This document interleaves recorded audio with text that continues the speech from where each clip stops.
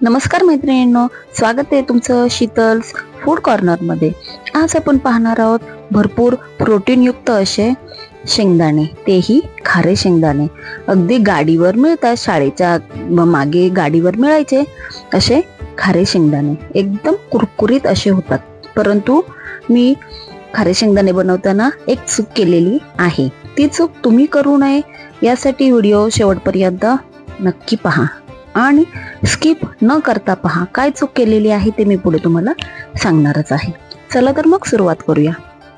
इथे मी 1 वाटी घुंगरू शेंगदाणा घेतलेला आहे. गावठी शेंगदाणा, तुम्ही सोलापुरी तो कर्नाटकी शेंगदाणा घेतला तरीही चालेल. मी इथे हा घुंगरू शेंगदाणा घेतलेला आहे. 1 वाटी शेंगदाणा घेतलेला आहे. त्याला आपण 1 वाटी पाणी घालणार आहोत.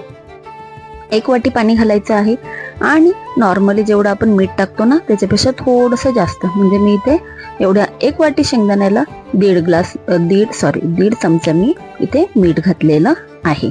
1.5 चमचा मीठ घालायचं आहे आणि एकदम लो फ्लेमवर आपल्याला हे शेंगदाण्याला 1 शिट्टी करून घ्यायची आहे. तुम्ही टोपामध्येही शिजवू शकता, परंतु कुकरला एकदम लो फ्लेमवर 1 शिट्टी केली की एकदम बरोबर आपले हे शेंगदाणे शिजतात. चला तर मग मी कुकरला शेंगदाणे लावून घेणार आहे. आपल्याला लो गॅसवर 1 शिट्टी याची करून घ्यायची आहे. चला तर मग मी आता शेंगदाण्याला 1 शिट्टी करून घेणार आहे. एकदम मस्त शेंगदाणे आपले शिजतात. आपले शेंगदाणे पाहू शकताय शिजलेले आहेत, छान शिजलेले आहेत.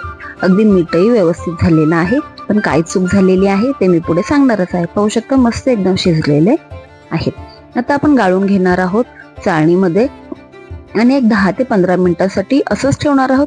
किंवा तुम्ही कॉटनच्या कपड्यावर काढून शेंगदाणे थोडे पुसलेत, त्याचं जे पाणी आहे ते थोडंसं कमी केलं तरीही चालेल. परंतु मी 10 ते 15 मिनिटं असेच हे शेंगदाणे चाळणीमध्ये ठेवून देणार आहे, थोडंसं पाणी कमी होण्यासाठी. आता इथे शेंगदाणे आपले सुकतायत, तोपर्यंत मी बाजूला कढईमध्ये मीठ घेतलेलं आहे आणि इथेच मी थोडीशी चूक केलेली आहे. मी इथे खडा मीठ घेतलं आणि खडा मीठ आपल्याला माहितीच आहे थोडंसं ओलसर असतं, ते कच्चं मीठ असतं, ओलच असतं. ते मी थोडंसं सुकवलं. मला वाटलं ओके, सुकवलं की ते छान होईल, म्हणून मी टाटा मीठ न घेता कच्चं मीठ घेतलं आणि मग त्यामध्ये शेंगदाणे टाकले. परंतु खरी गंमत पुढे झाली. जेव्हा शेंगदाणे टाकले ते त्यांनी कुरकुरीत व्हायला थोडा जास्त वेळ घेतला. पाहू शकता शेंगदाणे मी टाकलेले आहेत. शेंगदाणे अगदी व्यवस्थित छान कुरकुरीत झाले. त्यांनी एकतर पाणी सुकायला जास्त वेळ घेतला, कारण ते ऑलरेडी आपले शेंगदाणे ओले आणि त्यात आपलं मीठही पाणी सोडत होतं, ओलसर होतं, म्हणून शेंगदाणे त्याने सुकायला थोडे जास्त टाइम घेतला. म्हणजे तुम्ही जर म्हणाल की हे नॉर्मल आपल्या मिठामध्ये 20-25 मिनिटात झाले असते, तर इथे मला एक्स्ट्रा टाइम लागला, म्हणजे डबल टाइम एक्स्ट्रा गेला माझा या खडा मिठामुळे.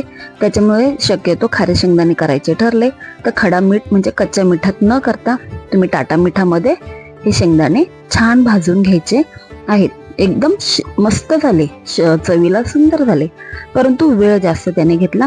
त्यामुळे हलकेसे आपले शेंगदाणे जे आहेत कुरकुरीत व्हायलाही वेळ गेला आणि हलकासा आपल्या शेंगदाण्यांचा कलर हा थोडासा काळपट झालेला आहे. पाहू शकताय शेंगदाणे चवीला अप्रतिमच झाले. आता मी शेंगदाणे बाजूला काढून घेणार आहे. अशा प्रकारे तयार झालेले आहेत आपले खारे शेंगदाणे. मी जी चूक केली ती तुम्ही करू नका, म्हणून सांगितलेला व्हिडिओ शेवटपर्यंत नक्की पहा. रेसिपी कशी वाटली हे कमेंट्समध्ये नक्की सांगा. चॅनलला सबस्क्राईब केलं नसेल तर चॅनलला नक्की सबस्क्राईब करा.